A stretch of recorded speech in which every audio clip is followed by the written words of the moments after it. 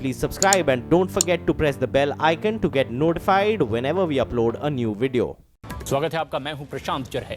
भगोड़े शराब कारोबारी विजय माल्या के वित्त मंत्री अरुण जेटली से मिलने के दावे के बाद सियासी घमासान अब और तेज हो गया है। कांग्रेस अध्यक्ष राहुल गांधी ने प्रेस कॉन्फ्रेंस करके माल्या की जेटली से मुलाकात के दावे पर मोदी सरकार से जेटली का इस्तीफा मांगा है। राहुल गांधी ने माल्या जेटली के बहाने केंद्र की मोदी सरकार को सीधे घेरा।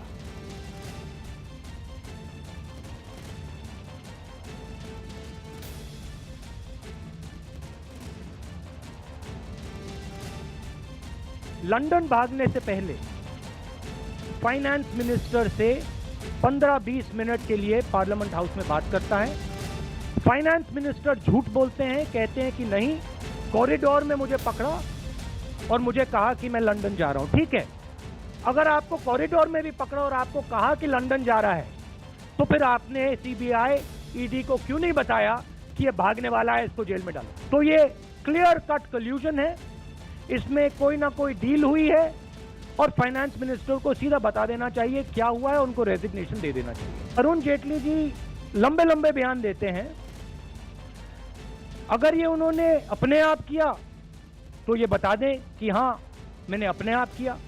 अगर इनको ऊपर से ऑर्डर मिला था तो वो कह दें कि ऊपर से उनको ऑर्डर मिला, मगर ओपन एंड शट केस है।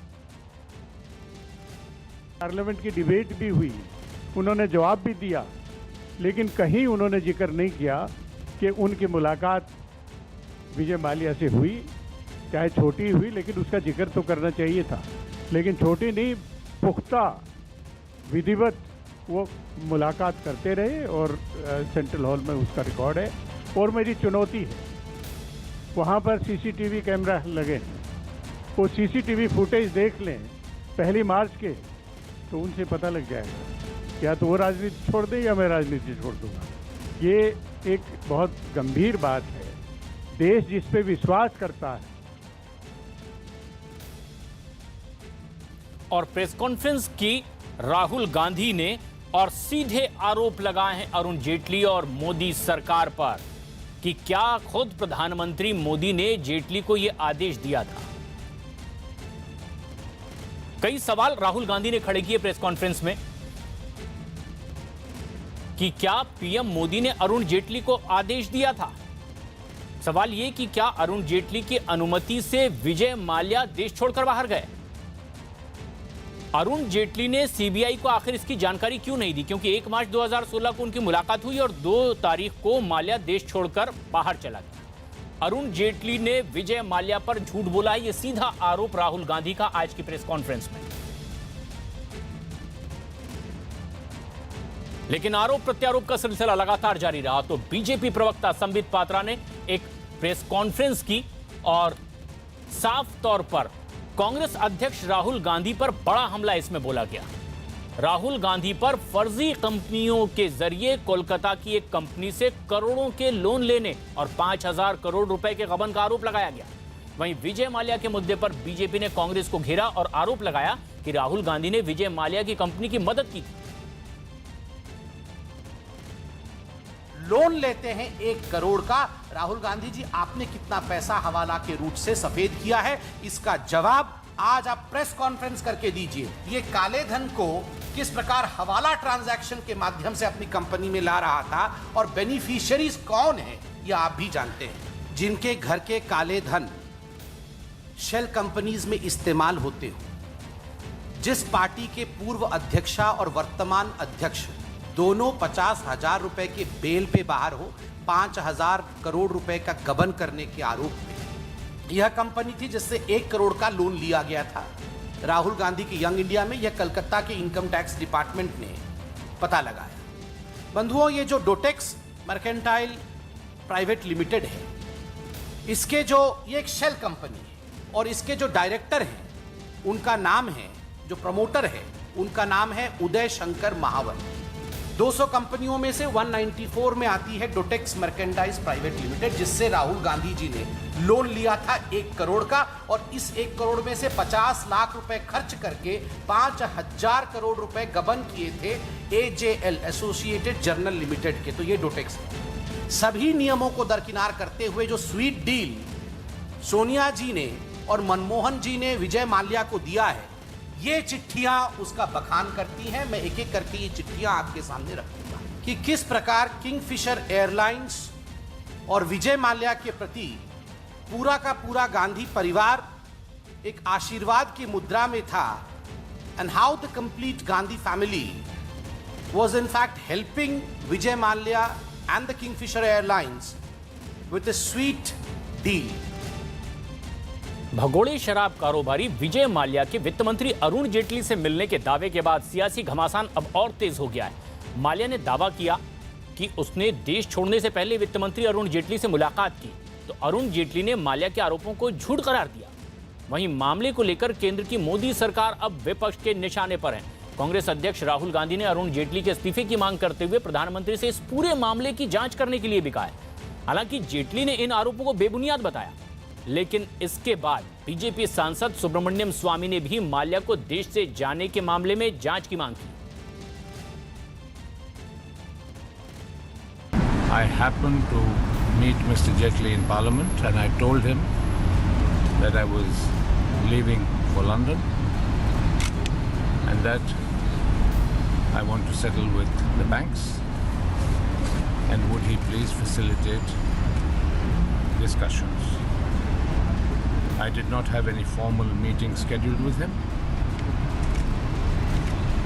I met him often enough in Parliament, in the House and in Central Hall, and I have expressed to him my willingness to settle on many an occasion. Vijay Mallya का ये बयान कि उन्होंने मुझसे मुलाकात की और कोई सेटलमेंट का प्रस्तावना की, ये बिल्कुल असत्य है। मैंने कभी अपने ऑफिस में, अपने घर पे कभी उनको कभी टाइम नहीं दिया जब से हम लोग सरकार में हैं, क्योंकि वो राज्यसभा के मेंबर थे और कभी कभी आया करते थे। तो एक दिन ये देखकर कि मैं वहाँ बैठा हूँ और उठ के अपने कमरे की तरफ जा रहा था हाउस से, तो भागते भागते मेरी तरफ आए और कुछ शब्द कहने लगे कि मैंने कुछ सेटलमेंट की प्रस्तावना की है। तो मैंने उनको कॉन्वर्सेशन एंटरटेन करने का अवसर भी नहीं दिया और केवल ये कहा कि आप जो कहना है बैंकर्स को कहिए, क्योंकि मुझे इस बात की जानकारी थी कि वो इस तरह के ब्लफ पहले भी करते रहे हैं। अरुण जेटली और विजय माल्या का भी मामला आया है। विपक्ष लगातार जो हमला बोल रहा है कि संसद भवन में मुलाकात हुई थी विदेश जाने से पहले। क्या कहेंगे, कालाधन को लेकर आपने काफ़ी ज़्यादा सवाल उठाए। देखिए, कालाधन, भ्रष्टाचार, व्यवस्था परिवर्तन और स्वदेश की भाषा, स्वदेश की शिक्षा, स्वदेश की चिकित्सा, स्वदेशी खेती, इसको गौरव मिलना चाहिए। इसके ऊपर पहले भी हमने कार्य किया है और आज भी ये मुद्दे मेरे देश हित में हैं, और क्योंकि हम भारत माता को अपने आराध्य मान करके और उसमें हम अपने कर्म को अपना धर्म मान करके सेवा करते हैं। आगे भी सेवा को करेंगे और इन मुद्दों को उठाएंगे और हम प्रयत्न करेंगे कि इन मुद्दों का एक वास्तविक हल देश को मिले। जेटली जी पर जो है आरोप लगाया जा रहा है और हालांकि उन्होंने सफाई दी है, क्या कहना है? उत्तर दे चुके हैं और विजय माल्या जैसा झूठा आदमी, उसके ऊपर कोई भरोसा नहीं करना चाहिए। शुक्रिया हमसे बात करने के लिए स्वामी रामदेव, जो तमाम मुद्दों पर बातचीत करते हुए। कैमरामैन ऋषि के साथ रवि सिंह, दिल्ली, न्यूज़ 18 इंडिया। वो तो यही है कि हमने समझौता करने के लिए तैयार हुए कि नहीं हुए, माल्या को मिले नहीं मिले, यही है। हाँ, उसमें तो इसमें कोई संबंध नहीं है, क्योंकि ये आज ये मामला उठा है और उसने माल्या ने भी कहा है कि अरुण जेटली जानते थे कि मैं देश को छोड़ के जा रहा हूँ। ये सब जो फरार हो गए अपने देश को लूट के, और जनता की पैसा जो बैंकों में जमा होता है उसको लूट के जो फरार हो गए बिना सरकार की जानकारी या उसके आगे सरकार की और कोई भूमिका है तो वो बताए, स्पष्टीकरण करे या उसके अंदर कुछ जांच हो, लेकिन ये असंभव है। ये शक था, अब ये यकीन में बदल चुका है। पतंजलि अब डेयरी सेक्टर में भी अपने पांव जमाने आ गई। रामदेव ने दिल्ली के तालकटोरा स्टेडियम में पतंजलि दूध, दही, छाछ और पनीर जैसी डेयरी प्रोडक्ट्स लॉन्च किए। इस मौके पर रामदेव ने दावा किया कि पतंजलि का गाय का दूध दूसरे ब्रांड के मुकाबले 2 रुपए प्रति लीटर सस्ता होगा। उन्होंने कहा कि पतंजलि का गाय का दूध 40 रुपए प्रति लीटर मिलेगा। इस दौरान रामदेव ने दिव्य जल भी लॉन्च किया।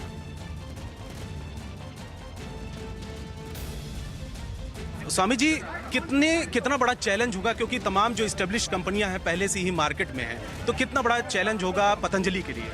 देखिए, यहाँ सबसे पुरानी और बड़ी डेयरी थी मदर डेयरी। पतंजलि ने पहले ही दिन से उससे 10 रुपये लीटर सस्ता दही और 2 रुपये सस्ता दूध गाय का उपलब्ध करवाया है। तो चैलेंजेस के बीच में ही हमने एक ऐतिहासिक शुरुआत की है।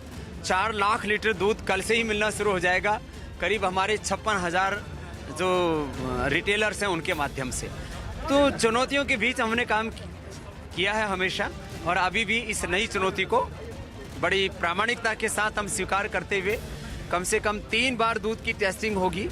वो पूरा प्रोसेस हमने फॉलो किया, उसके लिए पूरा सिस्टम बनाया है। एक बार किसान के यहाँ से जब दूध लिया जाएगा वहाँ टेस्टिंग होगी, फिर चिलिंग सेंटर पर, फिर प्लांट के ऊपर। हम 100% प्रामाणिक शुद्ध गाय का दूध उपलब्ध कराएंगे, और वो भी सस्ते दाम पर। ये हमारी प्रतिबद्धता है। इसी दौरान जीएसटी और महंगाई का भी एक मामला है, कितना ज़्यादा फर्क पड़ा है पतंजलि के प्रोडक्ट? देखिए, जीएसटी और महंगाई ज़रूर अर्थव्यवस्था के लिए ज़रूरी थे। जिस तरह से एक बार ये झटका लगा है, लेकिन उसके बाद अर्थव्यवस्था पर पटरी पर आ रही है। दूसरी बात यह है कि पेट्रोल डीजल को लेकर विपक्षी पार्टियां काफ़ी ज़्यादा हल्ला मचा रही हैं और लगातार इसके रेट बढ़ रहे हैं। हाँ, रेट तो बढ़ रहे हैं। जरूर जेटली जी और मोदी जी को इसमें बड़ी पहल करनी चाहिए, और हमें विश्वास है वो पहल करेंगे। दिल्ली में बाबा रामदेव ने पतंजलि के ये डेयरी प्रोडक्ट्स लॉन्च किए, लेकिन दिल्ली में ही विश्वविद्यालय के चुनाव के भी अब नतीजों पर सबकी नजर। लेकिन दिल्ली यूनिवर्सिटी छात्र संघ चुनाव में वोटों की गिनती आज टाल दी गई है कि डीयू में मतगणना की तारीख बाद में तय होगी। वहीं मतगणना रोके जाने के बाद डीयू में छात्रों ने हंगामा भी किया और काउंटिंग सेंटर में तोड़फोड़ की। एनएसयूआई ने ईवीएम से छेड़छाड़ का आरोप लगाया है, तो वहीं छात्रों के हंगामे को देखते हुए डीयू में अतिरिक्त सुरक्षा बल को भी तैनात कर दिया गया है। दिल्ली यूनिवर्सिटी की जो इलेक्शन बॉडी है वो अगला फैसला इस पर लेगी कि काउंटिंग को आगे कब रिज्यूम करना है। अगर हम बात करें तो काउंटिंग यहाँ पर चल रही थी, 4 ईवीएम मशीन्स खराब थी, जिसमें से एक मशीन जो कि बताई जा रही कि सेक्रेटरी पोस्ट की ईवीएम मशीन थी, उसमें बैलेट नंबर 10 को तकरीबन 40 वोट पड़े, जो कि छात्रों का कहना है कि बैलेट नंबर 10 था ही नहीं। ऐसे में एनएसयूआई के जो तमाम छात्र थे, जो CYSS आयसा के जो छात्र थे, उन्होंने अपना विरोध दर्ज कराना शुरू किया। और फिलहाल आप देख सकते हैं कि जो छात्र कैंडिडेट्स के साथ आए हैं, समर्थक जो छात्र हैं, वो यहाँ पर प्रदर्शन कर रहे हैं। साफ तौर पर उनका कहना है कि जिस तरीके से आज दूसरी बार ईवीएम मशीन्स खराब हुई हैं, तो उनको कहीं ना कहीं गड़बड़ी की बू इस पर आ रही है। और विरोध प्रदर्शन जो आप देख रहे हैं, साफ तौर पर जो छात्र हैं उन्होंने नारेबाजी यहाँ पर शुरू कर दी है। फिलहाल अगर बात की जाए तो छात्र संघ के जो चुनाव हैं उनको आज के लिए स्थगित कर दिया गया है। अगला फैसला इस पर दिल्ली की इलेक्शन बॉडी लेगी। वीडियो जर्नलिस्ट प्रदीप प्रधान के साथ प्रियंका कांडपाल, न्यूज़ 18 इंडिया, दिल्ली। पूरे तरीके से गड़बड़ी का ईवीएम में गड़बड़ी का मामला है।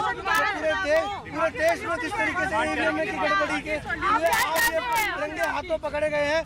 मैं आपको थोड़ी देर में एक वीडियो के थ्रू आपको एक वीडियो में दिखाऊं जिसमें ईवीएम को टेम्पर्ड अंदर किया जा रहा था। एक मशीन में कुछ टेक्निकल फॉल्ट आई थी, उसके बाद एनएसवाई के जितने भी लोग थे, एनएसवाई के लोगों ने विरोध किया। इलेक्शन वो सस्पेंड कराना चाह रहे हैं क्योंकि वो लोग बुरी तरीके से इलेक्शन हार रहे हैं। अभी जो अंदर ईवीएम के अंदर काउंटिंग चल रही थी, उस काउंटिंग में पाया गया कि एक ईवीएम खराब, जिसका डिस्प्ले खराब था, और एक और ईवीएम 48 में से 2 ईवीएम्स में गड़बड़। दूसरी ईवीएम के अंदर तो 9 कंटेस्टेंट हैं सेक्रेटरी पोस्ट के, जिसका मैं खुद उम्मीदवार हूँ। 9 की जगह 10 कैंडिडेट्स को दिखाया जा रहा है, जो कि एक बिल्कुल लोकतंत्र के खिलाफ है। पहले तो पुलिस ने धक्का मुक्की करके मेरा हाथ लगा शीशे पे, पुलिस वाले धक्का दे रहा है और एकदम शीशे पे जाके लगा हाथ। 4 लोग, हमारी सिर्फ इतनी मांग है कि जो अभी मैंडेट है स्टूडेंट्स का, उसको हमारे सामने लाया जाए। हम चाहते हैं कि अभी के अभी काउंटिंग को रिज्यूम कराया जाए। फिलहाल नागेंद्र नेगी जी हमारे साथ हिमाचल से जुड़े हैं। नागेंद्र जी, अपनी बात रखें। मैडम नमस्कार जी, हिमाचल प्रदेश के सरका घाट मंडी से नागेंद्र सिंह नेगी बोल रहा हूँ। मैडम, मेरी राय में ये बाकी भारत में होगा नहीं होगा, लेकिन पहाड़ में तो सीधा मौत का सफर है। एक तरफ पहाड़ होता है, दूसरी तरफ नदी या खाई होती है। और ये 10 सितंबर को जो हड़ताल भारत में हुई थी, उस दिन से प्राइवेट बसों ने 2 दिन हड़ताल रखी। लेकिन उस दौरान अगर आप हकीकत देखते तो जिस तरह से हमें वर्ल्ड क्लास सपने दिखाने से पहले हमारे जनप्रतिनिधियों को ये बात समझनी चाहिए कि हमारा भारत अभी बुनियादी सुविधाओं से महरूम है।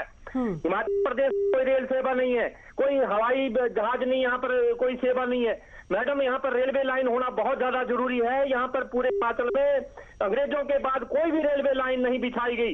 ये हवाई चप्पल से हवाई सफर की जो सपने दिखाते हैं, बुलेट ट्रेन की बात कहते हैं, यहाँ पर हकीकत में ये है कि इस देश के लोगों को भी आप अगर ट्रांसपोर्ट के लिए बसेज पूरी तरह से मुहैया करवा दें, वो भी बहुत बड़ी बात आती है। बहुत बहुत धन्यवाद।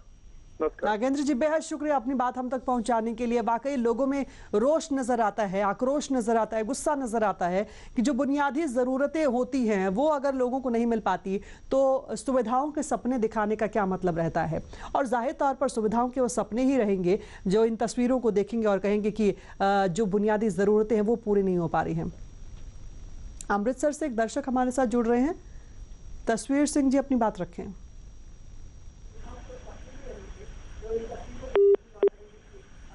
चलिए, लगता है संपर्क नहीं हो पा रहा है, लेकिन हम अपने दर्शकों को ज़रूर ये तस्वीरें दिखा रहे हैं। फतेहाबाद से तस्वीरें सामने आई हैं।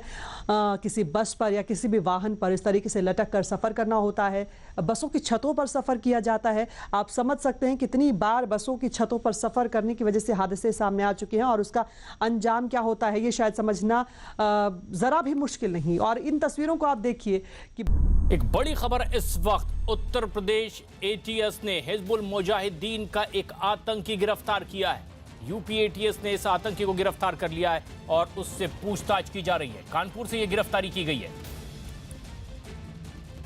कि आखिर इसके इरादे और आगे क्या थे। लेकिन इनपुट्स के बाद घेराबंदी कर उत्तर प्रदेश की एंटी टेररिज्म स्क्वाड ने कानपुर से इस हिजबुल मुजाहिदीन के आतंकवादी को गिरफ्तार कर लिया है और इससे आगे की पूछताछ की जा रही है कि क्या इससे पहले भी वो कुछ और आतंकी घटनाओं में शामिल रहा है और आगे किस तरह की योजना थी। एक बड़ी खबर और एक बड़ा break through Uttar Pradesh ATS को। अजीत सिंह हमारे सहयोगी फोन लाइन पर मौजूद हैं। अजीत, इस शख्स से क्या और जानकारी अब तक मिल पाई?